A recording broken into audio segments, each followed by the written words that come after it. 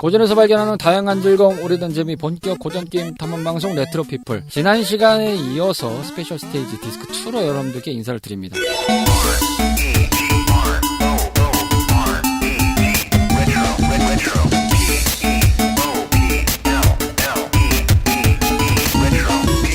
version 2.0. 80년대 쪽에는 컴퓨터를 학교에서 배우지는 않았다고 생각하거든요. 초등학교, 그러니까 국민학교 시절에. 근데 이제 90년대로 넘어오면 학교 그 수업 시간에 컴퓨터라는 항목이 있었어요. 물론 근데 이게 잘 생각해보면 그건 그때 당시 그 수업 활동이 뭐 한 주에 2, 3회였냐? 그럼 또 그러지도 않아요. 네. 근데 이게 점점 가면 갈수록 그 양이 늘어났거든요. 그러면서 약간 좀 반사이익도 좀 있지 않았나. 물론 이제 PC방이 커졌던 이유를 뭐 어떤 분들한테 얘기하면 그런 얘기도 하죠. 뭐 IMF 때문에 망해서 새로운 사업을 해야 돼서 PC방 사업도 높였다라고 하지만 사실 이전부터 그 PC 자체에 대한 거는 교육도 좀 이제 오다 보니까 접근성이 좀 더 쉬워졌죠. 그런 것도 무시할 수 없겠고요. 일단 기반 사업 자체가 성장을 하고 있던 상황이었잖아요. 그 일본 문화 수입 개방이 됐던 시점을 기준으로 봤을 때 그때부터 이제 초고생 인터넷망이 전국적으로 배포가 됐던 시기도 했기 때문에 온라인 중심의 PC 게임이 성행할 수 있었던 또 원인도 있었지 않나. 그리고 이제 그걸 계기로 해서 뭐 당시에도 비쌌습니다만 접근성이나 가격 측면에서 굉장히 낮아진 PC 가격 때문에 보급도 원활해지고 이걸 이제 오락실하고 비교를 해보면 오락실은 현재 뭐 최첨단 5,000번대 그래픽카드가 거의 뭐 몇백 번대 그래픽카드가 붙는 느낌이었다면 이거는 1대1인 거잖아요. 딱 진짜 같은 50끼리 붙는 느낌인 거니까 다른 게 없잖아요. 그쵸. PC방이 스펙이 좋을 수도 있지만 집에 있는 PC로도 못 돌리는 건 아니니까 같은 게임 돌리는 그러니까 거니까. 일단 한편으로는 기기에 대한 접근성 자체가 PC가 명분이 있어요. 그러니까 이게 단순히 저희가 말했던 오락실 게임은 진짜 단순히 게임만 해야 되는 건데 그러니까요. PC 자체는 아시겠지만 뭐 문서부터 그게 뭐라고 해야 기반이 되죠? 있다 보니까 저 같은 경우에 이제 요즘에 이제 옛날 PC 광고부터 아니면 뭐 게임기 역사 이런 걸 좀 보다 보니까 느끼는 게 뭐냐면 옛날 한 페미컴까지 가도 부모들에게 약간 적대시 되지 않으려는 노력을 꽤 열심히 했거든요. 이름부터가 패밀리 컴퓨터인 게 너무 게임기 취급받는 게 온 가족이 함께하는 예, 뭐 뭔가 교육에 좋을 것 같은 인상을 주기 위한 그런 똥꼬쇼를 되게 열심히 했단 말이에요. 그거를 옛날 G3 아이맥이건 뭐 저 486 뭐 윈도우 98, 95건 우리의 공부에 도움이 된다는 그런 PR을 되게 열심히 했거든요. 그 PC 이름도 생각해보세요. 저기 매직 스테이션이라고 했잖아요. 매직 스테이션. 예. 마법의 정거장. 세진 오락실- 진돗개였나? 오락실 아케이드가 확실히 그런 면에선 너무 약했어요. 너무 이미지가 안 좋았고 너무 부모님들한테 그런 PR이 너무 안 돼 있던 것도 있고 일단 공간 자체를 가야 된다는 문제와 그 공간의 특성에서 안 좋은 이점들이 좀 있었으니까요. 그런데 사실 엄밀히 따지면 PC방도 그 초반때, 오락실 초반때 문화가 그대로 옮겨왔거든요. 그쵸. 매캐한 연기. 저도 PC방 알바를 해봤긴 했지만 그때 당시에 뭐 재떨이 많이 갈고 뭐 환기하고 청소하는데 빡셌거든요. 참고로 이 재떨이가 흡연실 재떨이가 아니잖아요. 네. 그냥 딱 가면은 그냥 개인 자리에 뿌예. 그쵸. 그리고 딱 그렇잖아요. 지금 와서의 PC방은 약간 톤 자체가 밝고 좀 물론 어두운 데도 있지만 화사하게 그런 게 많으면 오락실이랑 그때 당시 PC방은 기본적으로 좀 음침하잖아요. 그리고 맞아요. 어두운 옛날에는 데는. 용접률이 좀 높았어요. 이게 그 PC도 많이 근접해 있었고 이거 바라고 해야 되나요? 벽 같은 것도 없었고 서로 옆에 거 보려면 다 볼 수 있었고 이러다 보니까는 그 담배 연기 뿜으면 바로 옆까지 그냥 다 갔거든요. 오픈데스크, 오픈데스크. 사실 그 시절은 SNL 같은 데서도 좀 예전부터도 나왔지만 그냥 뭐 회사에서도 바로 담배 태우고 그냥 뭐 버스에서도 담배 피우는 게 그냥 이상하지 않다고 생기는 게 당연하던 시절이었잖아요. 조금 그런 게 개선되고 있던 상황이었는데 그렇죠. 거기까지는 못 미친 거죠. 사실은 회사나 이런 데서 담배 피던 시절은 거의 뭐 80년대 정도 얘기고 90년대부터는 좀 그게 개선되긴 했지만 민간 영역으로 봤을 때는 아직도 그 잔존하는 문화들이 좀 있었어요. 지금 예. 집에서 만약에 이제 아파트 개인주택 말고 아파트 단지나 그런 데서 난리 납니다. 와, 그게 아직도 갭 차이가 분명히 있다고 보거든요. 근데 그쵸. 정말 그 시절에는 좀 아무래도 그런 게 있다 보니까 좀 있었고, 근데 다들 그건 있잖아요. 그러면 담배가 애한테 좋은 거냐? 다들 그건 아니라고 생각하니까. 좀 그런 것들이 좀 깔려 있다 보니까 그 당시에 좀 많이 있지 않았나. 그 여러분께 옛날 생각을 좀 띄워드리자면 그 이제는 전원을 끄셔도 된다고 허락받고 껐잖아요. 기억 안 나세요? 어떤 거요? 윈도우 종료한 다음에 그 모니터에 검은색으로 이제는 전원을 종료하셔도 됩니다. 여기까지 나와야 이제 그제서야 이제 콘센트 끄고 윈도우 95 때? 기억나요. 그게 예. 98까지는 있었거든요. 그게. 98도 있었나요? 95 때는 확실히 기억해요. 그게 있었어요. 제가 98 썼어가지고요. 98도 있었구나. 맞아요.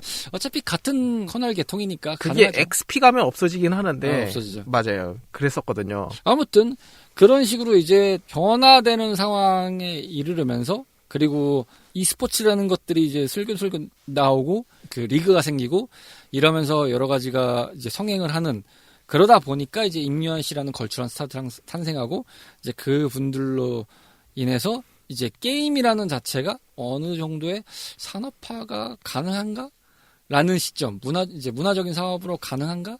라는 관점으로 좀 제도권으로 좀 올라왔던 계기가 됐기도 했고, 그로 인해서 뭐, 이 유명세를 탔던 분들은 이제 일반적인 TV 인터뷰 쇼라든지 그런 미디어에서 많이 나가는 상황도 있었고, 실제로 뭐, 게임 방송이 없던 건 아니지만 이때를 기점으로 게임 방송이 꽤 나왔던 걸로 기억해요. 그리고 그쵸? 이제 케이블 채널들이 나오다 보니까 자연스럽게 게임 방송 채널 같은 것도 생기고 해서 접근성이 굉장히 좋아지기도 했죠. 사실. 이제 그때쯤에 이제 온게임넷이라든지 음. MBC 게임 이런 게 이제 그때쯤부터 생겼죠. 그렇죠. 여러 가지로 생기면서 게임이라는 것이 이제 미디어적으로도 좀 다뤄지는구나라는 생각이 드는 관점까지 이제 접어든 거죠. 저는 그래서 그때쯤에 그 주말 심야 시간인가? 그때쯤에 이제 KBS 같은데 뭐 게임 스테이션 이래가지고 많았어요. SBS도 그랬고 네. MBC만 유일하게 좀 없던 것 같아요. 제가 그거를 다 챙겨봤었던 걸 근데 기억하거든요. MBC는 그러니까 그걸 게임 따로 뺐다 보니까 없지 않았나 싶은 뭐 그럴 생각도 수도 좀 있죠. 있고 저는 오히려 MBC가 그래서 좀 더 특별했다고 보거든요. 사실 그 KBS나 SBS는 막 그렇게까지 자기네 이름 걸고 딱 한 그건 아니었잖아요. 근데 이제 오히려 MBC는 야 얘네가 이걸 따로 빼서 이걸 그쵸, 했다고 MBC 하면 게임이라고 그게 뺐으니까. 오히려 저는 그래서 온게임넷으로만 보다가 그 MBC를 봤을 때가 되게 충격이었어요. 왜 MBC에서 이걸 하지? 이런 느낌이었던지라. 저는 이제 그때 한창 이제 스타리그 잘 나갈 때는 사실 그런 e스포츠에는 관심이 없었거든요. 스타크래프트를 어려워서 잘 못하기도 했고 되게 못했었거든요. 그리고 약간 그런 로망이 되게 많았어요. 그 이제 애니메이션이나 이런 데서 봤던 뭔가 페미컴이나 플레이스테이션처럼 이렇게 패드로 잡고 하는 게임이 진짜 게임이고 뭔가 PC로 하는 건 아니 좀 가짜인데 약간 하다가 뭐 이런 그 망상이 좀 있었어가지고 옛날에 이제 온게임넷 초창기나 아니면은 그 KBS나 SBS에서 했던 게임들은 그런 콘솔 게임 소개도 많이 해주고 그랬거든요. 이제 그럴 때 이제 파판 10이라든지 뭐 진상공수상 4라든지 아니면 페르시아의 왕자 시간의 모래라든지 뭐 헤일로라든지 이런 걸 보니까 너무 갖고 싶은 거예요. 당연히 못 샀죠. 이때 이제 기점으로 해서 2000년 기점으로 해서 정식 발매도 이루어지죠. 플스도 정식 발매가 이루어지고 그러다 보니까 시장 자체에서도 이제 게임이라는 것이 뭐 기존에도 들여왔습니다만 근데 이제 그거는 어쨌든 라이센스 계약으로 좀 받아서 들어오는 구조였잖아요. 뭐 세가면 삼성에서 들여온다든지 그렇죠. 닌텐도는 현대 쪽에서 좀 들여온다든지 뭐 그거 아니면 이제 페미컴 때는 뭐 각종 뭐 저도 한번 말씀드렸죠. 저는 이제 페미컴 계열로 해서 카피로 만들었던 해태전자의 슈퍼컴으로 했었다. 뭐 이런 얘기도 했었고 어쨌든 막 그렇게 나왔었는데 이건 소니 자체가 아예 국내에 들어와서 자기들이 이제 딱 깔아버리는 상황으로 만들어버리니까 시장 자체가 많이 달라지는가. 그리고 이제 미디어 광고까지 제대로 이제 물론 그 전에도 했었습니다만 유명한 인물들을 갖다가 그때 제가 그쵸, 방송에도 언급했죠. 송강호 씨가 나와가지고 막 플스2 이거 그때 아마 플스2 슬림 갖다 광고했던 걸로 기억하는데. 맞아요. 저도 네. 그거 얘기하시니까 기억이 안 돼. 저 그거 봤어요. 네. 야, 이게 뭐냐, 이렇게 가벼워? 막 이러면서 이렇게 던져보시면서 막 읽고 보면서.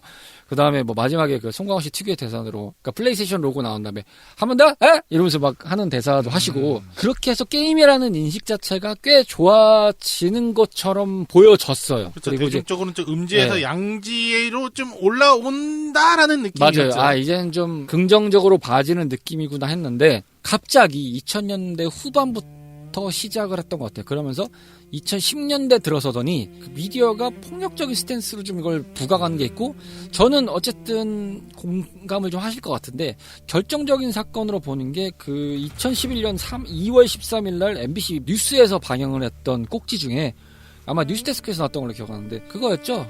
PC방에서 게임하고 있는데 전원을 내려보겠습니다. 꺼보겠습니다. 탁 껐는데 뭐야 하면서 이거 보십시오. 게임을 하던 애들이 이렇게 폭력적이고 어쩌고저쩌고 그런 식으로 해서 약간 게임을 마치 거기에 길들여지면 굉장히 폭력적인 성향이 된다.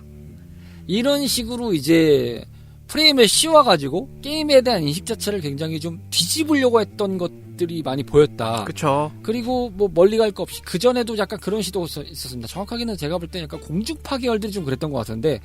그때 아침마당인가 예전에 카르마 씨가 얘기를 많이 하셨죠. 뭐 임여시 나왔는데 뭐 전제 게임 하시니까 사람을 죽이고 싶은 뭐 욕망이 드신 적 있었나요? 뭐 이런 질문을 했다든지 그건 제가 확인을 못했습니다. 실제로적으로는. 근데 이 뉴스데스크는 워낙 유명한 자리고 아직도 돌아다니니까요. 아시는 분들은 아시겠고 모르시는 분들은 모르시지만 이 후일담이 있습니다. 요거는 나중에 언론중재위원회 제소 대상이 됐습니다. 아, 그 두 건 다요? 아니. 그 뉴스데스크는. 네네네. 그리고 방통위에서 공식적인 경고 조치를 먹었습니다. 이 뉴스 꼭지는. 그러니까 사실 저게 정말 극단적인 예시로 보면 딱 이런 거예요.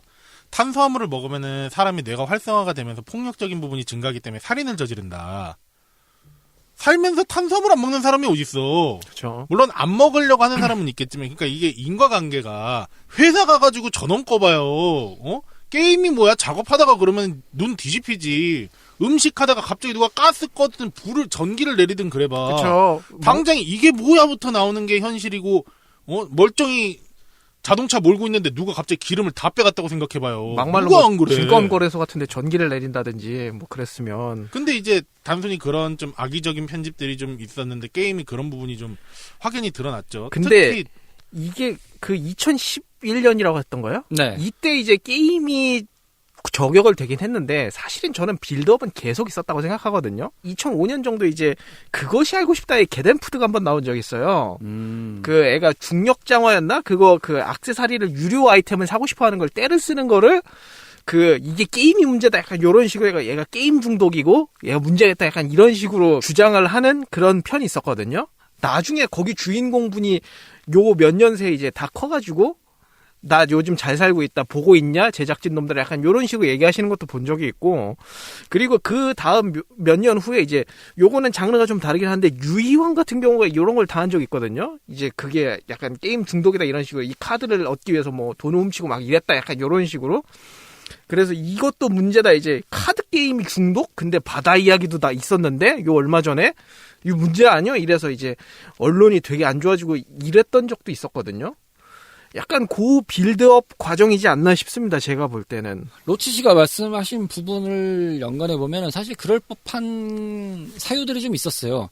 2002, 3년 정도부터 돌이켜보면 사실 그때 국내 아케이드 시장, 지금 이제 오락실권 문화를 저희가 앞서서 얘기를 쭉 했는데 요 당시에 오락실이 좀 사양에 접어드는 시기가 급속화됐던 상황이기도 했고 그리고 요거의 반사 지점으로 지금도 이제 아케이드의 흑역사죠. 대한민국 아케이드의 흑역사이긴 한데 바다 이야기 같은 것들이 이제 사행성들이 올라오면서 그걸로 이제 좀 도배가 되는 상황이 벌어졌죠.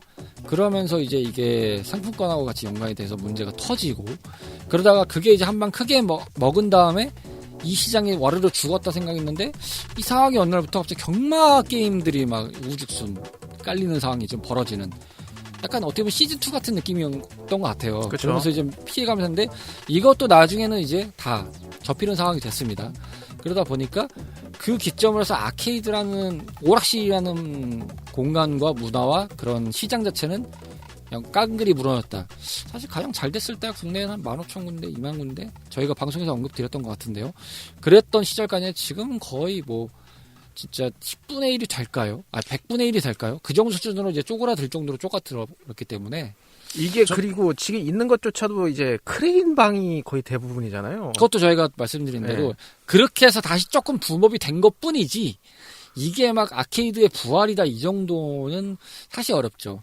그걸 뭐 원조격인 일본만 봐도 몇 년 전에 세가도 이제 아케이드 사업 어뮤즈먼트 사업이라고 하잖아요. 그걸 공식적으로 철수 발표를 했고 그래서 이제 그 사업권을 또 다른 데다가 양도를 하고 물론 이제 아케이드 게임을 세가가 안 만드는 건 아니지만 그래도 이제 아케이드 사업을 하고 있던 거랑 그 사업을 접었다라고 하는 거는 이제 갭이 나잖아요. 물론 이제 뭐 타이토 스테이션이라고 해서 이제 뭐 코나미 계열에서 하는 것도 있고 뭐 여러 가지가 있지만 대표했던 기업들도 어뮤즈먼트 사업을 접는 마당까지 왔으니까 아무래도 이제 상황 자체가 아케이드가 활성화되기에는 많이 늦었다라는 그쵸. 생각이 좀 들게 되는 상황이죠.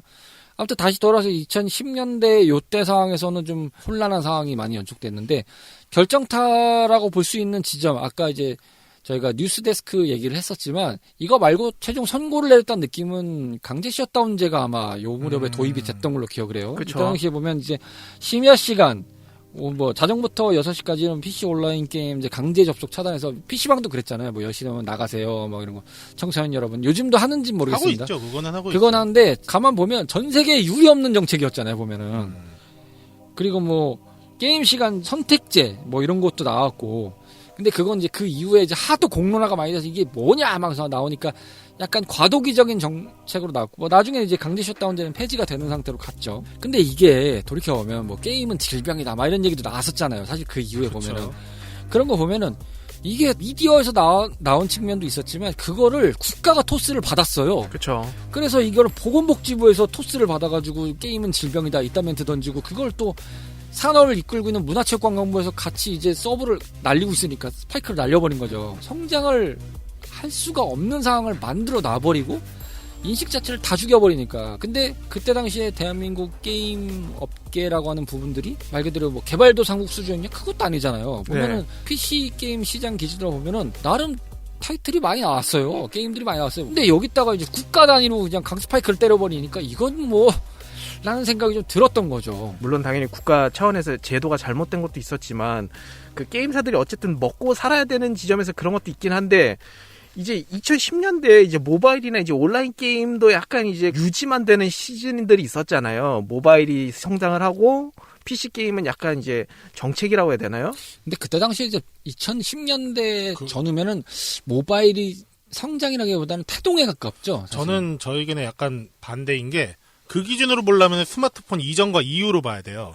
근데 이제 국장님이 말씀하신 기준으로 보면은 그 스마트폰 이전 세대들 게임 예시거든요. 그러니까 사실 바다 이야기나 그런 거 터졌을 때가 사실 그런 세대고 딱 그렇게 생각해요. 국가에서 건드린 이유는 약간 그게 정책적으로 뭔가 새로운 표를 얻기 위한 수단 중에 하나로 활용되는 느낌도 좀 많이 있거든요. 이념적으로 그거를 드라이브로 걸었다. 왜냐면은 사실상 정책이라는 게 이게 참 표를 쉽게 얻는 방법이 여러 가지가 있지만 그 중에 하나가 아이들이라고 생각하거든요. 청소년들 특히나. 로치 씨도 아까 전에 컴퓨터 광고를 얘기했지만 마케팅할 때 가족을 좀 끌어당기는 게 가장 유익하기는 해요. 온 가족과 함께하는 가족 친화적인.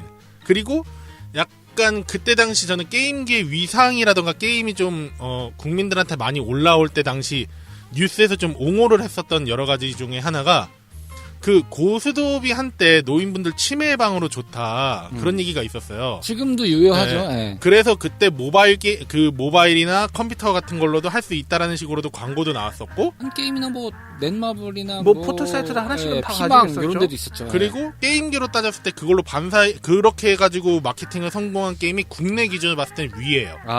닌텐도 네, 위. 닌텐도 위. 위가 그때 레이팅 교사나 이런 게임들도 있었지만, 그리고 이제 그때 게임은 단순히 버튼을 누르는 것뿐만이 아닌 몸을 움직이는 이렇게 활동적으로도 할 수 있는 거다. 이런 게 좀 있었거든요. 그러니까 센서 위주의 게임 방식이었죠. 사실 네. 그때 콘솔 3사들 다 경쟁적으로 그런 걸 도입을 하려고 했었죠. 근데 그걸 하려고 했었는데 위만큼 적극적으로 그걸 활용하고 마케팅적으로 이게 가족과 함께하는 이라고 했던 걸 했냐라고 하면 그건 아니잖아요. 그리고 닌텐도는 약간 예외인 게 그때도 약간 명텐도다 뭐가 해가지고 그 왜 우리는 왜 닌텐도 같은 게 없냐 이래가지고 닌텐도는 약간 이미지가 조금 다르긴 했었어요. 그때도 플레이스테이션이나 이제 PC 게임은 좀 이제 게임 페인들이 하는 거고 완전 코어가 하는 것들. 예. 예, 코어층의 전유물이죠. 닌텐도 DS나 위는 그래도 좀 이제 가정용 같은 느낌의 그런 그 인식들이 좀 있었거든요. 그게 선입견일 수는 있는데 온 가족의 닌텐도라는 캐치프레이즈가 잘 어울리죠. 사실 지금도 그 이미지가 유지가 되느냐는 약간 갸우뚱거리지만 그럼에도 방어는 잘하고 있다고 봐요. 닌텐도라는 기업에서 내는 하드웨어나 게임들의 관점으로 보면은 그래도 온 가족의 닌텐도라는 전략은 어느 정도 고수는 계속 하고 있는 것 같다. 그런데 말씀하신 위나 그리고 하나가 더 있죠. 사실 게임 시장 자체로 봤을 때 그때 당시의 히트작은 아무래도 DS 계열이죠. 뭐 두뇌 프로그램 뭐 이런 거부터 시작해서 그렇죠.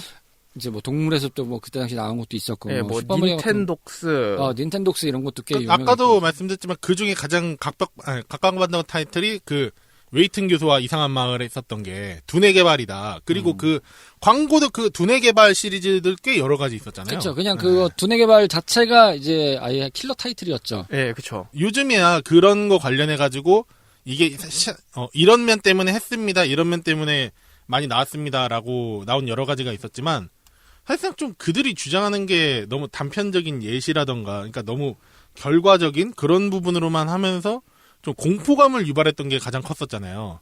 사실상 무슨 살인사건 같은 거 일어나게 되면은 그 사람의 행적을 보니 뭐 PC방을 뭐 가고 뭐 그랬던 것 때문에 저 사람은 게임 중독이고 그래서 살인을 저질렀다.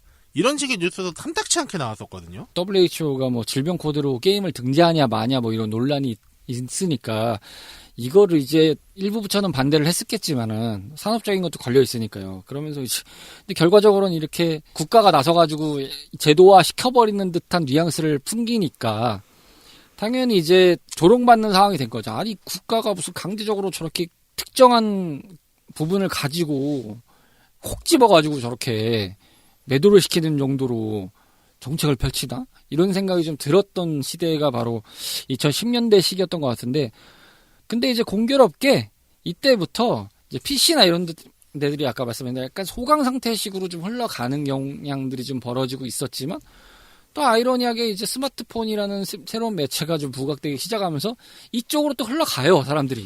그리고 이쪽으로 시장이 발전했고, 결과적으로는 이쪽이 또 새로운 시장으로 태동해서 성장을 했죠. 지금도 이제 유지가 되고 있는 상태고, 주류로 부상할 정도로 올라오는 상황이 생겨버렸죠. 그렇기 때문에, 돌이켜보면, 지금 이 과정의 흐름이 이루어지기까지 이 정책의 실효성이 있었냐면, 아니잖아요, 결과적으로. 그렇죠. 망한 거잖아요. 그 이후부터는 어쨌든 이제 앞서 얘기했던 아키라 키드 세대들이 점차적으로 이제 사회에 어느 정도 그 청년층을 이루고 그 다음에 이제 세대 역군의 그런 흐름으로 이제 가고 있는 나이에 접어드는 상황이니까 목소리를 낼 수 있는 시대가 온 거죠. 그러니까 목소리가 많이 커지고 그리고 아마 결혼을 그때 빨리 하신 분들이라면은 당연히 게임에 대해서는 유화적인 측면이 있었을 거라고 봐요. 저는 그렇기 때문에 조금 섣부른 생각일 수 있지만 그로 인해서 닌텐도의 DS나 위가 그러니까 위는 이제 공식 판매량을 제가 기억이 안 나는데 DS는 100만 대가 나간 걸로 제가 알고 있거든요. 휴대용 게임이 100만 대가 나가버린 거예요. 그러니까 국내 시장에서 플스도 100만 대가 마지막에 나갔는지 안 나갔는지 기억 안 나지만 이게 나갔잖아요. 100만 대가 나간 거죠. 그러니까 명텐도라는 소리까지 와서 들었겠죠. 어디서 이런 닌텐도 게임기가 있다더라 하면서 나왔겠죠.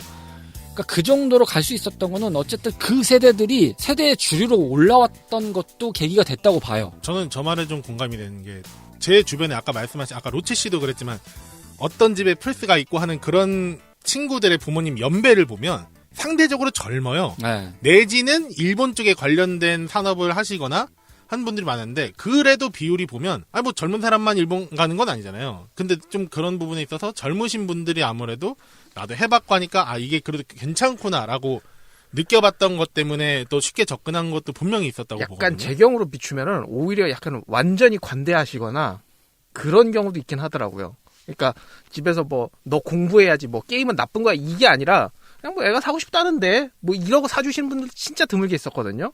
이제 그런 친구들이 플레이스테이션을 가지고 있거나 그런 경우도 있었고요. 근데 제 주위에서 액박은 본 적이 없어요. 안타깝게도. 뭔가 있었을 수 있긴 한데 제 인맥상은 없었습니다. 그리고 온라인 게임 소강 상태는 이걸 왜 얘기를 드렸냐면은 이때쯤부터 이제 온라인 게임들도 먹고 살아야 되잖아요. 근데 정액제가 와우랑 리니지라는 벽 때문에 걔네 이상으로 비싸면 안 됐고 정액제 자체에 거부감도 많았잖아요. 그러니까 이제 유료 아이템 도입이 그때쯤부터 되거든요.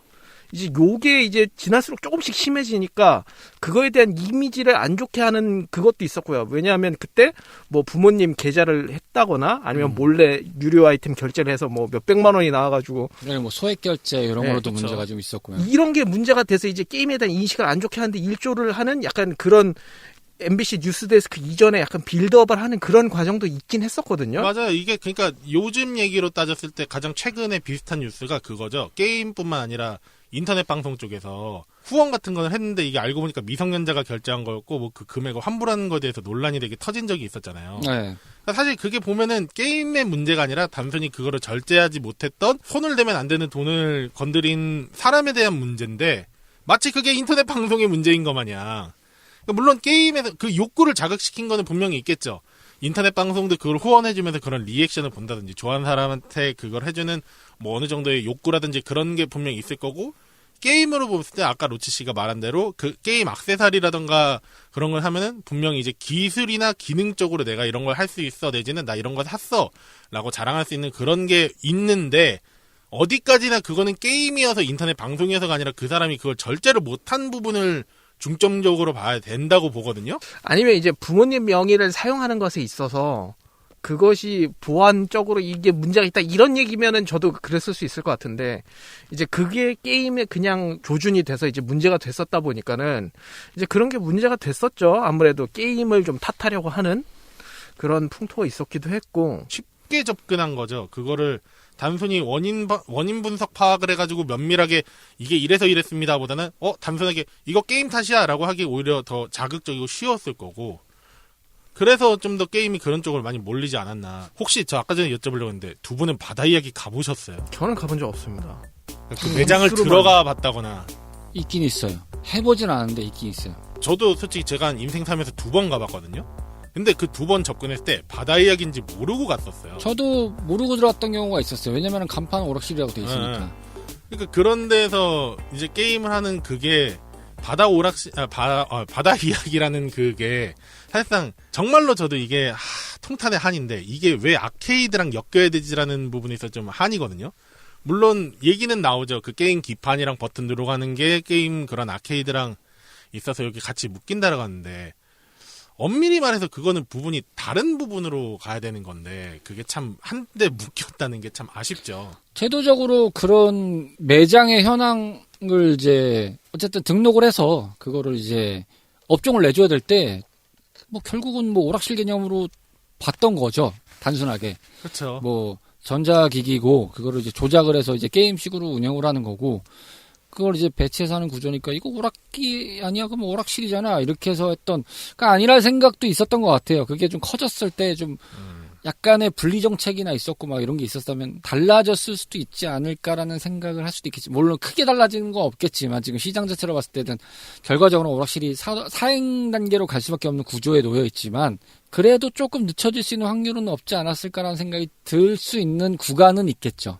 2010년대 후반부터 들어오면서 양상이 애매하게 꼬이기 시작합니다. 이게 이제 2019년에 세계보건기구가 게임 이용 장애를 질병으로 분류를 합니다. 국제질병분류 11차 개정안에 게임 이용 장애를 포함시켰고 이것을 2022년부터 효력을 발생시킨 상태입니다.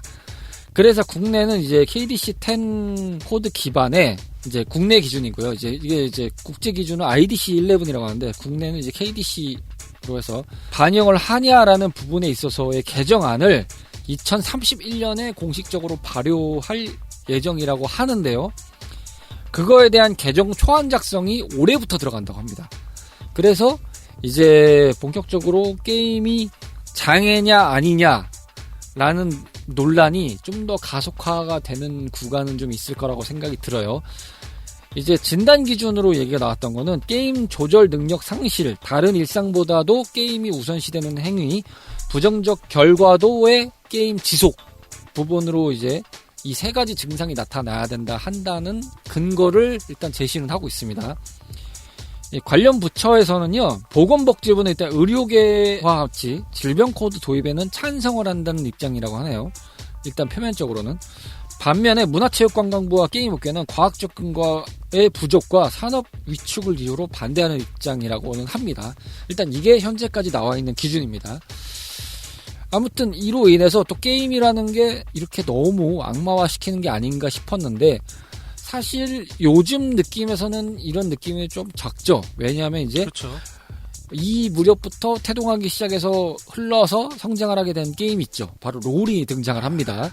롤이 등장을 하면서 갑자기 이 조용했던 흐름에서 e스포츠가 사실은 스타크래프트로 시작해서 스타크래프트로 끝나냐? 라고 했었던 건데 이제 롤이 갑자기 구세주처럼 등장을 해서 멱살을 잡고 캐리하기 시작하더니 어느샌가부터 페이커라는 거대한 인물이 등장을 해서 이 사람이 결과적으로는 많은 분들이 아시는 상황이겠지만 대통령 혼자까지 맞습니다. 그렇죠. 그러니까 이런 상황까지 온 걸 보면 이제 2010년대 후반부터 2020년대 오늘날에 이르기까지의 게임을 보면 저는 감히 말씀드리면 이제 게임은 문화다라고 생각하는 사람 중에 한 명이라고 말씀드릴 수 있을 것 같습니다. 어쨌든 산업적으로나 전반적인 문화적으로 봤을 때도 게임이라는 거는 이제 일상 속에서 즐길 수 있는 취미 생활의 영역으로 분명히 자리를 잡았다고 생각하고요. 그리고 그거에 관련된 것도 여러 가지가 있고 이미 인식 자체가 여기까지 올라올 수 있었던 기본적인 바탕은 저희가 처음에 서론으로 얘기를 했던 세대들이죠. 아키라키드, 그러니까 저 같은 세대들이 지금 이제 기성세대로 들어가는 나이대가 됐어요. 그렇기 때문에 게임을 안 좋게 보진 않거든요. 물론 나쁜 측면을 너무 과몰입하면 안 된다. 이런 건 알죠. 근데 이거 너무 상식적이잖아요, 사실은. 누구나 알잖아요. 과몰입하면 누가 좋아합니까? 안 좋아하죠. 근데 그거 말고 게임의 순기능과 게임의 긍정적인 부분이 어떻게 미칠 수 있냐라는 것도 분명히 알고 있기 때문에 저는 이런 점이 맥락적으로 다를 수밖에 없다고 생각이 들어요. 아키라키드 그때 제작 후일담도 보면 저는 몰랐는데 좀 나이 있는 연령층의 PD들이 만들 줄 알았더니 아예 그냥 요즘 세대, 그러니까 거의 20대, 30대 그 PD들이 기획안을 내서 제출했다고 하더라고요. 근데 자기들도 까일 줄 알고 냈는데 그 이제 국장급 분들이 야 이거 재밌겠다 해봐 이렇게 그냥 흔쾌히 내줬다는 거예요. 근데 돌이켜보니까 국장이나 관리자 세대가 됐거든요. 어떻습니까, 코 국장님? 나도 당장 내주지. 저는 저런 거에 대한 대표적인 예시가 느낌이 딱 바둑이라고 생각하거든요. 그러니까 아까 전에 왜 저희가 처음에 얘기할 때 아키라 키즈의 그 행보가 신문면에 조그맣게 났었다라고 했는데 사실상 그때 당시 생각해보면 바둑에서 한국이 꽤 강국이지 않습니까? 아유 뭐 지금도 네. 강국이긴 하지만 네. 지금은 약간 그 산업 자체가 바둑이 게임 쪽으로 좀 바뀐 느낌이 좀 많이 있죠. 그게 참 결정적인 한 방은 역시나 그 딥마인드 대전 때가 딱 10년 된 것 같은데 그게 가장 상징적인 사건이 아니잖아요. 그쵸. 그러니까 알파고와 요즘에는 뭐 사람하고 이색을- 둔다기보다는 AI하고 두고 연습한다고 하잖아요. 그래서 뭐 그 신진서 구단이 지금 이제 전 세계 1위라고 제가 알고 있는데 이분 뭐 승률이 원래 예전에 중국이 굉장히 잘했잖아요. 그렇죠. 근데 중국이 지금 거의 비비지 못할 수준이라고 하더라고요. 격차가 너무 세다고. 근근데 그분들이 한결같이 하는 게 신진서 구단하고 두면은 AI랑 두는 것 같다. 막 이런 얘기를 한다고 하더라고요. 그리고 이제 제가 약간 이제 바둑 기사들 그 유튜브 하시는 것도 좀 보고 그랬거든요. 근데 이제 요즘 이제 바둑 기사분들 이제 직업적으로 하기 시작하면 하는 게 뭐 바둑을 열심히 두고 이런 것도 있지만 일단 5090이나 4090 사고 시작하고 이게 기본이라고 하더라고요. 그러니까 PC를 최고급 사양으로 맞춰가지고 그 AI가 그 최고의 학습력을 발휘할 수 있는 엔진을 다 구성을 세팅을 해놓고 걔랑 대국을 두니까 이게 인간하고 두는 느낌이었던 개념이 좀 사라진 거죠. 어쨌든 뭐 인간하고 두긴 합니다만 어쨌든 뭐 승단도 해야 되고 결국적으로 뭐 대회도 나가야 되는 게 있으니까 그런 거 보면 카르마 씨 말씀대로 야, 이 정도면 약간 게임 물론 바둑이 게임이라는 유희에 들 수 있다고 저는 생각을 해요. 딱 아까 초창기에 말씀하셨지만 이게 디지털 그 게임이어서 그렇지 게임이란 카테고리에 사실 바둑, 장기, 기타 등등 보드 게임도 게임이잖아요. 그쵸, 체스도 그렇죠. 어쨌든 뭐 TRPG도 있고 예, 뭐 있죠. 워해머 그러니까 같은 이제 것도 새로운 방식으로 하게 되는 게임인 거죠. 그쵸. 뭔가 다른 챕터가 열린 느낌이지만 큰 틀에서는 어쨌든 바둑도 게임이라고 볼 수 있는 잘 거죠. 생각해보면요. 저희가 만화 같은 거나 그런 거를 특히 할 때, 특히 소우 같은 거에서도 대사가 그거잖아요. 지금부터 게임을 시작하지 그러잖아요. 아, 예. A시장초 게임 자체가 행동 놀이를 하는 카테고리고, 그렇죠. 지금 와서 게임이라고 하면 디지털 이게 있어서 그렇지, 게임은 사실 과거부터 있었고 해왔다. 사실 롤 같은 게 딱 어떻게 보면 디지털 장기 같은 느낌이긴 하거든요. 인원 배치라든지 뭐 오브젝트 먹는 거나 한타 뭐 이런 거 생각해 보면 딱 그런 거랑 비슷하긴 하죠. 사실 저는 몇 번 언급드렸던 것 같은데 롤 자체를 해본 적이 없고 네네. 하물며 라이엇 게임즈 계정 자체가 없는 사람으로서 진짜 롤에 문외한 사람이거든요. 뭐 네. 브론즈, 실버 이런 건 숫에 들어가가지고 막 이런 느낌도 있긴 하지만 그걸 역설적으로 봤었는데 저같이 문외한 사람이 브론즈, 실버를 알고 페이커를 알고 롤드컵이 있다? 제가 이제 스타가 이제 e스포츠화돼서 막 올라올 때 말씀드린 것처럼 임요한, 뭐 이재윤, 뭐 홍진호, 뭐 이런 뭐 강민 이렇게 등등 되게 대단했던 선수들을 많이 이제 봤던 것처럼 더 많은 분들은 아시겠죠. 더 유명한 선수들도 계시겠고. 그런데 저같이 아마 문외했던 분도 임요한이라는 이름은 들어보셨을 거라고 생각을 해요. 워낙 그랬으니까. 근데 제가 그분들의 심정을 한편으로는 좀 이해할 수 있는 게 이런 측면이거든요. 저도 페이커는 들어봤으니까. 그러니까 누군지는 알겠으니까. 저 사람이 대단하구나. 그리고 이제 그 사람이 해온 걸 보면은 아, 대단한 사람은 맞네. 라고 인정할 수 있는 그런 정도는 인식이 되니까 요즘에 올림픽이나 월드컵이나 아시안 게임이 굉장히 좀 쇠퇴하는 느낌이 들잖아요. 네네. 예전에는 뭐 월드컵, 올림픽, 아시안 게임 같은 거 하면은 막 진짜 국가적인 막 축제고 막 이런 게 있었는데 얼마 전에 동계올림픽 했는데 많이 모르시잖아요. 저도 동계올림픽 한지 몰랐어요. 파편화가 되니까 몰라요. 그렇죠. 근데 그런 관점에서 페이커라는 사람이 롤이라는 게임을 해가지고 이렇게 대단했다라는 걸 알잖아요. 일부 이제 올림픽이나 아시안 게임들은 개최한 국가가 이제 유치한 네네. 국가가 있잖아요. 거기서 이제 올림픽 종목 기본이 있고 그 몇몇 종목이 있는데 이거는 개최한 국가에다가 약간 자율권식으로 배정을 한다고 하더라고요. 그래서 뭐 프랑스 파리에서는 그때 뭐 비보이도 뭐 나왔고 막 이랬다고 하네요. 보니까 네네. 그게 이제 원래 올림픽 종목이 아닌데 그래서 이제 그런 것 때문에 그 시청층을 늘리기 위해서 그런 걸 하는데 거기에 거의 10중 8구 꼽히는 게 게임이잖아요, 요즘에. 그렇죠. 아시안 게임도 많이 꼽혔고. 원래 처음에 이게 이렇게까지 될 일이야 막부터 여러 가지 얘기가 나왔었는데 어느 날 보니까 그렇게 됐었죠. 이게 하루아침에 일어난 일은 아니죠. 이제는 어떤 국제 스포츠 경쟁 종목에 들어가는 수준이 됐다는 걸 보면 이제는 문화지 저거. 이렇게 저는 사실 말할 수밖에 없는 사유를 댈 수밖에 없을 것 같아요. 그 아까 먼저 말했지만 바둑도 게임이다. 그러니까 놀이가 게임이다라고 했지만 그래 반박시 니들 말 다 맞으면 그거긴 한데 축구랑 농구 같은 것도 사실상 따지고 보면 게임은 게임이거든요. 그게 이제 스포츠라는 몸으로 직접 하는 게임이지. 그런 의미로 봤을 때 사실 올림픽은 디지털 게임이라는 카테고리 자체가 그럼 올림픽에 못 갈 거냐라고 하면 저도 그거는 당연히 아니라고 보거든요. 아까 왜 그런 얘기가 되게 많았어요. 이걸 올림픽 게임으로 등재할 때 뭐 앞에서 딸깍딸깍거리면서 하는 게 올림픽으로 가는 게 맞냐? 올림픽 정신에 맞냐? 그랬는데 솔직히 올림픽이 어느 순간부터 그 육체 그거에 초점을 뒀나. 왜냐면은 그런 걸로 얘기 나올 때 가장 많이 나온 게 사격이었거든요. 그렇긴 하죠. 이게 사격이 그만큼 활동이 없냐라고 하면 물론 그 한 발을 쏘기 위해서 피나는 노력을 하겠죠. 근데 그러면 그게 AOS 게임, 스타크래프트나 뭐 이런 다른 게임들 하더라도 그거랑 그럼 정말 뭐가 다른데라고 보면 애시당초 이런 얘기도 있어요. 올림픽에 많이 나오는 모모라는 그런 게임들은 뭐 과거 아테네부터 시작해가지고 이렇게 해서 한 거야. 그렇게 따지면 아까도 말했지만 사격은 뭔데? 할 말이 없어요. 그렇죠. 그렇게 치면 축구, 농구도 나중에 편입된 종목이고. 그러니까 그거에서 정통성으로 본인들이 얘기하는 게 몸을 쓰는 거다라고 하는데 그런 사실상 그렇게 하기 위해서 노력하는 정신이라고 저는 보거든요. 그 올림픽의 항목에 들어갈 수 있는 건.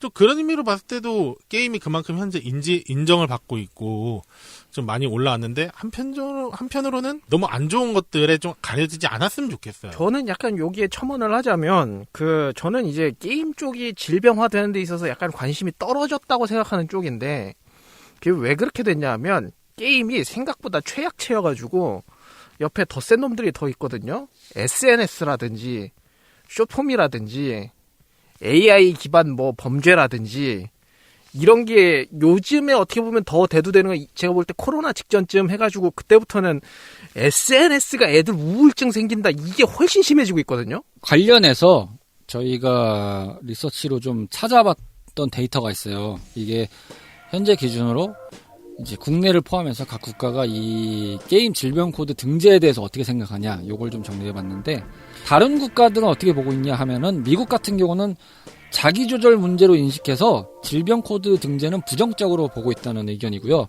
영국 같은 경우는 의료화에 극히 신중, 도입 장기화를 꼽고 있고 일본은 진단 및 제한적 치료 접근을 의견을 내세우고 있고요. 중국은 뭐 예상하셨던 대로 강력한 규제 및 통제를 근거를 내세우고 있다고 합니다. 이렇게 해서 이제 얘기를 하고 있지만 리그 오브 레전드 롤로 대변하는 이제 e스포츠의 제2의 전성기라고 볼 수 있겠죠. 그로 인해서 됐고 개인 페이커라는 인물이 성취한 효과와 더불어서 사실 어떤 때 보면 약간 신격화되는 느낌도 좀 있어요. 좀 있죠. 좀 개인적으로. 뭐 저도 이제 자료 찾아서 보니까 2024년 6월에 이제 이 게임 제작사 라이엇 게임즈에서 e스포츠 역사상 가장 위대한 궤적을 남긴 상징적 인물들을 영구히 기리기 위해서 전설의 전당이라는 것을 만들었다고 하네요. 네. 만들었죠. 거기에 이제 페이커가 인류 최초이자 유일한 1호 헌액자로 선정됐다고 하네요. 그래서 이제 그 서울에 기념관 같은 걸 하나 만들었는데 거기에 보면 뭐 페이커의 신전 뭐 이렇게 해서 만들었다고 하네요. 그런 거 보면 거의 뭐 팬덤화를 넘어서 종교화까지 되는 느낌인데 사실 어떻게 보면은 약간 그 게임사에서 띄워주는 역할도 있지만 그 개인이 이 정도를 성취했기 때문에 또 이게 전 세계적으로 연결이 되는 게임이기도 하고 사실 스타로 따지면 이미 임요한 씨가 한번 업적을 만든 거지만 그거는 좀 죄송한 말씀이지만 로컬적인 느낌이었잖아요. 사실 그쵸. 대한민국에서는 임요한이지 이런 느낌인데 이건 뭐 전 세계적으로 페이커지 이렇게 버리니까 그 얘기가 논쟁이 되게 많이 나온 적이 있어요. 그러니까 이제 뭐 임요한 대 페이커 누가 더 위대한 게이머냐, 누가 더 이제 잘했냐 그런 식으로 얘기가 나오면 아이 뭐 멀리 갈 거 있습니까? 손차박 대전 같은 거 보면 알 수 있죠. 손흥민이 뛰어났냐, 박지성이 뛰어났냐, 차범근이 뛰어났냐 뭐 이거 거의 논쟁인 것 같지 않을까. 근데 이제 본인 그러니까 페이커 씨의 답변은 제가 정확히 기억은 못하는데 임요한 씨가 답변한 것도 좀 있었거든요. 근데 항상 이게 중도로 많이 나오는 얘기는 그건 있어요. 임요한은 토대를 만든 사람이고 페이커는 이제 그 토대를 밟고 이제 뛰어나간 사람이다. 그렇기 때문에 이걸 같은 선상에서 볼 수 없다. 마치 아까 말씀하신 그 차범근이나 이제 박지성, 손흥민 선수들도 다 항상 그런 얘기잖아요. 맞아요. 근데 이제 그만큼 어떻게 보면 저희가 오늘 주제 자체가 이제 미디어나 사회적인 인식이 과연 게임을 어떻게 바라보는가라고 했을 때 딱 그것도 있었어요. 임요한 씨가 처음에 게임 창단이나 그런 거에서 스폰을 받거나 그럴 때 그 고 간부진에서 야 임요한이 얘는 도대체 어느 정도 급이냐라고 하면은 뭐 허재보다 잘하냐 뭐 이런 식의 얘기가 있을 때 그쵸. 그때 당시 네. 비교구는 스포츠라고 하니까 그럼 스포츠로 그냥 비유해서 얘기해버리는 그러니까 수준. 그렇게 했을 때 이제 그때 당시에 그걸 했었던 담당자분의 말로는 뭐 허재보다 더 뛰어납니다 이렇게 해서 맘먹고 했었다는 얘기가 있듯이 임요한 이제 페이커 그 선수도 그만큼 많은 노력을 해와가지고 그 인지도도 많이 높아진 상태이기도 하지만 그렇죠. 선수부터가 애시당초 그런 부분에서 되게 조심스러운 부분이 있거든요. 이분이 되게 보면 그렇다고 게임만 하냐 그러면 그것도 아니고 되게 책도 많이 보시고 되게 그러니까 오히려 그런 선수의 노력도 있었기 때문에 이런 토대와 발판이 이루어졌다라고 생각하거든요. 사실 페이커가 게임을 잘하는 건 맞아요. 근데 인성적인 부분까지 봤을 때 그러면은 과연 지금과 달랐다면은 이 정도로까지 됐을 수 있냐? 그거는 개인적으로는 아니라고 보거든요. 그만큼 노력하고 했었기 때문에 이렇게 이어져 오고 그래서 대우를 받는 거지 않나. 그리고 아까도 말씀드렸지만 그 우리나라에서 이제 게임 셧다운제법이 있었다가 지금은 이제 없어졌잖아요. 네. 근데 오히려 반대로 이제 영미권에서는 지금 SNS 금지법이 막 발의되고 시행되고 이러고 있거든요. 그러니까. 그런 면에서 보면 약간 찬밥 신세된 게 있어요. 이게 지금 미국이 정부가 바뀌면서 좀 혼란스러워가지고 이런 게 있는데 미국에서도 저 마크 주커버그 청문회 열어가지고 너 이거 어떻게 된 거냐 약간 이러면서 마크 주커버그 사죄하고 막 이런 적도 있었거든요. 게임산업진흥법이 게임 문화 및 산업지 등에 관한 법률로 개정이 됐습니다. 2025년 기점으로 바뀌어서 그렇죠. 이때 이제 확률화 나이팅 규제가 있었지만 이때 법안 개정 주요 내용을 보면요. 게임 문화예술 범주로의 확고한 법적 편입을 들어있는 조항이 있습니다.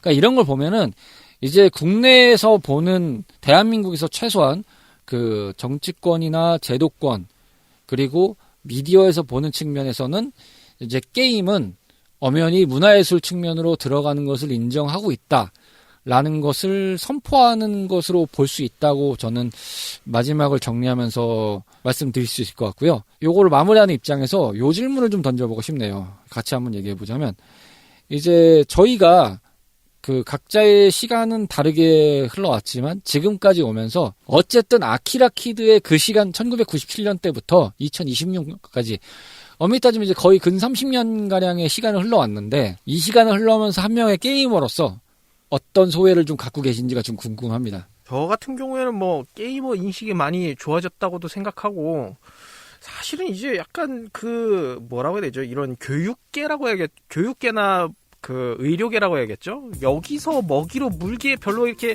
탐탁치 않은 그 컨텐츠가 돼버린 것 같거든요.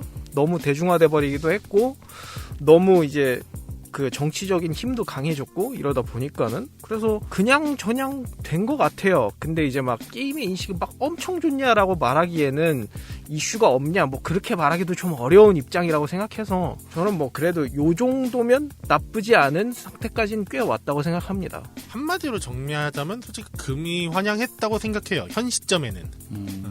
근데 현 시점이라고 붙이는 이유는 뭐냐면 저는 아까 로치 씨가 얘기한 것 중에 뭐 이제 게임 쪽이 약간 그 질병하는 게 좀 찬밥 쪽으로 됐다는 얘기를 했지만 저는 방심하면 안 된다고 생각하거든요. 물론 아까 말씀하신 SNS나 그런 것들이 좀 더 그런 거는 있어요. 더 현재 부각받는 거는 있는데 그렇다고 아직 이 질병 코드를 안 하겠다고 한 것도 아니고 그만큼 더 질병 코드나 여러 가지 그런 쪽으로 하는 거에 있어서는 되게 매우 부정적인 저도 입장이거든요. 그렇게 하면 안 된다고. 근데 다만 거기에 대한 자정작용은 분명히 필요하다고는 생각해서 좀 이 금이 환영한 김에 이거를 좀 잘 명맥을 유지했으면 좋겠다. 그래야지 이제 후대에 가서도 좋은 게임들이 더 나오지 않겠냐. 게임이라는 그 문화 자체가 좋게 보지 않겠냐라는 게 개인적인 소감입니다. 97년에 버파3를 처음 봤을 때 제가 게임을 느꼈던 감정과 지금의 감정이 달라졌다는 것은 부정할 수 없을 것 같아요.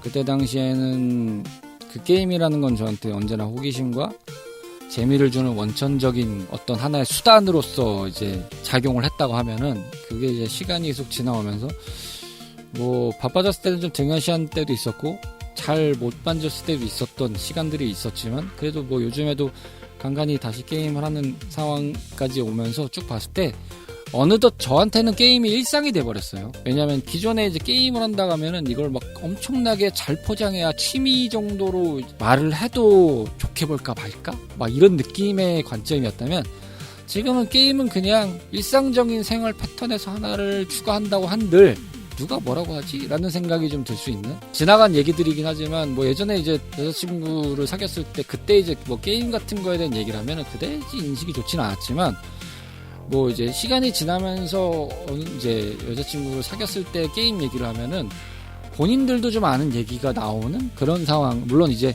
나이 차이가 조금 있었던 편이라는 것도 있지만 그런 걸 이제 고려했을 때도 보면은 아무튼 게임이라는 게 이제는 굉장히 보편적으로 얘기할 수 있는 상황이 됐구나 라는 생각으로 바라볼 수 있는 시간이었던 것 같아요. 지금 이제 얘기를 종합해서 저희끼리도 나눠봤지만 좀 그런 생각이 들어요. 혹시 그런 분들이 있었기에 역사가 발전을 해서 이렇게 흘러오지 않았나 그렇죠. 라는 생각이 드는 시간이었습니다. 방송 재미있게 듣고 계신가요? 청취자분들의 관심과 성원은 레트로피플 탐험꾼들의 원동력이라는 사실 잊지 않으셨죠? CHRP_플레이 유튜브 채널의 커뮤니티를 통해 여러분들의 소감과 사연을 언제나 기다리고 있으니 방문해주시고 저희들과 함께해주세요. 아참! 방송 풀버전은 CHRP 공식 홈페이지와 CHRP 유튜브 채널에서 청취 가능하답니다. 물론 팟캐스트 서비스 채널에서도 들으실 수 있고요.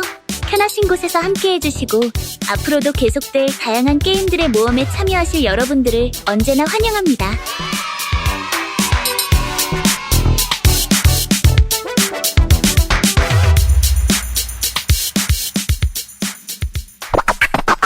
레트로피플 오늘 스페셜 스테이지로 여러분들과 함께했습니다. 아유 가열차게 저희가 2시간 정도 털어봤는데 얼마나 편집돼서 나갈지 모르겠습니다. 오늘도 역시 산으로 가고 있는 레트로피플을 여러분은 청취하고 있습니다. 뭐 오늘은 스페셜 스테이지라고 산 가라고 깔아주신 것 같긴 한데. 그러니까 그 산도 여러 번 탔잖아요. 솔직히 여러 번 탔어. 근데 그래도 완만한 경사를 그리면서 간 것 같아요. 이 정도면 뭐. 그렇죠. 평소에 산 타는 거 보면, 평소에는 뭐 저희가 시입하면 거의 뭐 에베레스트까지 가버리는데. 그러니까 오늘은 그런 느낌보다는 동네 뒷산 정도는 갔다. 동네 뒷산은 여러 군데 탄 거지. 그렇죠. 예, 동네 뒷산은 이제 가서 이곳저곳 이제. 가서. 일단 조나는 안 당한 걸로. 그렇죠. 조나는 안 당했다. 사실 페이커만 유명한 게 아니라 옆에 젠지도 있고 하나생명도 있고 요즘 피어엑스가 잘한 뭐 이런 얘기도 있긴 한데 뭐 아무튼 재밌게 잘했어요. 자연스럽게 나올 것 같아요. 여기다가 딱 편집해가지고 여러분께서는 산으로 가고 있는 레트로피플을 청취하고 계십니다. 요거 늘하는 소리죠? 예, 예. 넣을게요. 예.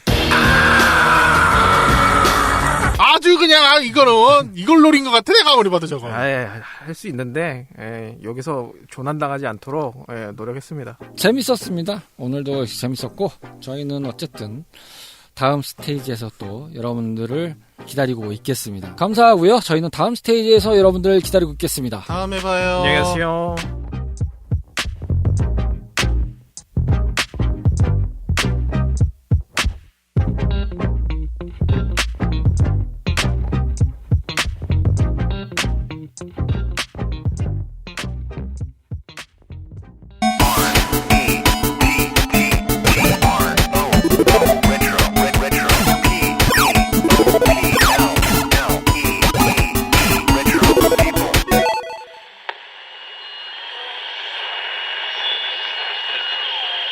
CHRP